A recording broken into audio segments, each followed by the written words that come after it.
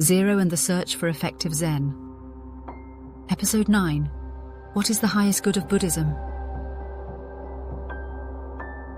What if everything you thought about Buddhism was just blather? No, really. Think about it. We throw around words like spirituality, Zen, and enlightenment like confetti at a mindfulness retreat. But do we actually know what they mean? Let's get straight to the heart of it. If Christianity aims for an afterlife in heaven, and Hinduism seeks union with Brahma, then what's the highest good in Buddhism? While often phrased in a variety of ways, we can say simply that the highest good of Buddhism is the realization of infinite mind. Sounds profound. Also, a little vague. But don't worry, we're about to start clearing things up, bit by bit. See, Buddhism isn't just about sitting cross-legged under a tree and contemplating the nature of the universe. It's an entire range of activities designed to achieve a singular goal, the realization of infinite mind. And if we want to make sense of this last statement, we need to zoom out. First, let's recall the foundation we identified a couple of episodes back.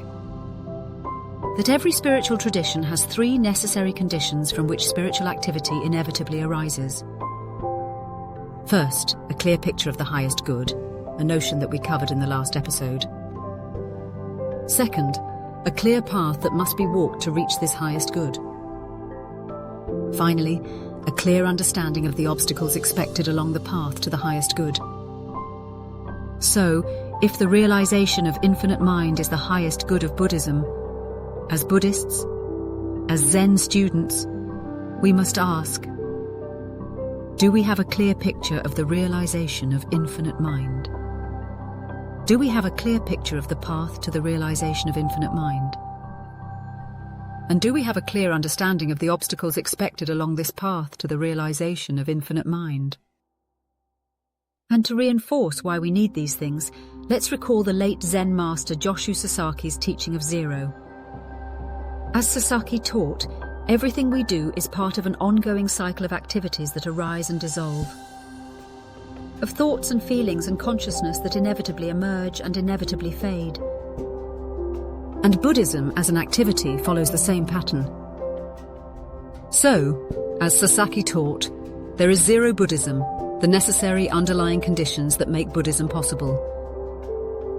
And there is manifested Buddhism, the actual rituals, practices, and teachings we see in the world. Zero-Buddhism describes the three pillars that give rise to Buddhism. A clear picture of the realization of infinite mind. A clear path to realizing infinite mind. And an understanding of the obstacles expected along the way. Without these, the spiritual activity that is Buddhism would never arise. It would just be another collection of feel-good ideas floating around in the spiritual ether. But now that we've set the stage, there's the first question to tackle. What does it actually mean to realize infinite mind? That's what we'll dig into next. And so the question for next episode: what do we mean by the realization of infinite mind?